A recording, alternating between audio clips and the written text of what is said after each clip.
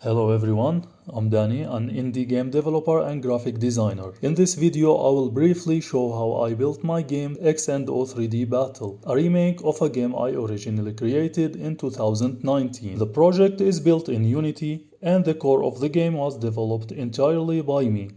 I'll walk through the main system such as the game manager, grid logic, player interaction, and the win calculation system. The project is structured around several manager scripts that control the different systems of the game.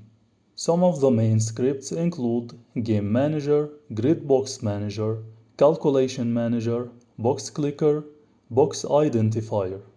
Each script is responsible for a specific part of the gameplay logic. The core of the game is controlled by the Game Manager. This script handles the main state of the game including game modes, turn switching, game start and end, player turns, and AI activation. The game supports several modes, which are AI mode, human versus human, and a simulated online mode.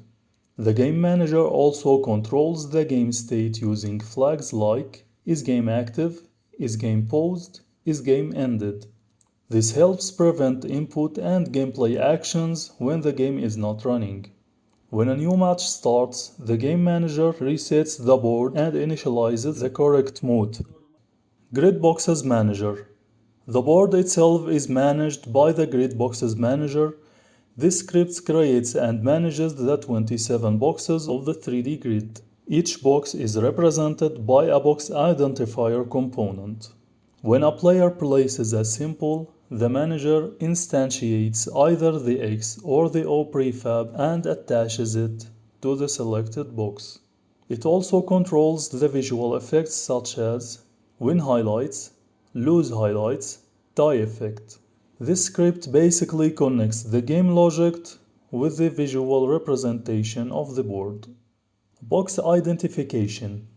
Each cell in the grid has a script called Box Identifier. This script stores the state of the box. For example, 0 means empty, 1 means player X, -1 means player O. It also stores references for visual elements such as hover color, win effects, and lose effects. This allows the game to easily reset or update each box individually.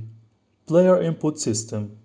Player interaction with the board is handled by the box clicker script.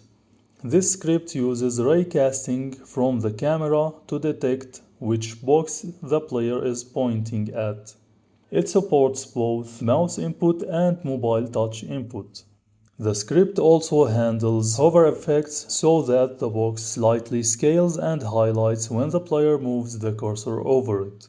To avoid accidental clicks, I implemented a small movement threshold that cancels the click if the pointer moves too far during the press. Once a valid click is detected, the move is applied and the turn is switched. Game logic and win detection. The core game logic is handled by the calculation manager. The board state is stored in an array of 27 integers representing the grid. Each time a player places a symbol, the script updates the array and recalculates the game state. To detect wins, the script checks different combinations of rows, columns, and diagonals across the 3D grid. If a sum of a line equals 3 or -3, that means one player has completed a winning line. The system then triggers the end of the game and highlights the winning boxes. It also checks for tie situations when the board becomes full. Visual depth system. Since the game is fully 3D, I implemented a small visual system to improve readability. The distance alpha controller adjusts the transparency of the boxes based on their distance from the camera. Boxes closer to the camera appear more visible, while distant ones become more transparent. This makes it easier for the player to understand the depth of the grid. Additional systems.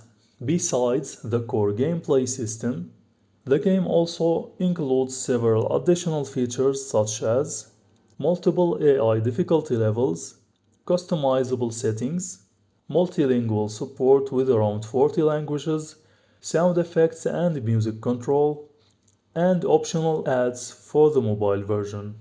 These systems help make the game more accessible and flexible for different players. Conclusion: this project was a great opportunity for me to revisit one of my older games and rebuild it with better structure and more features.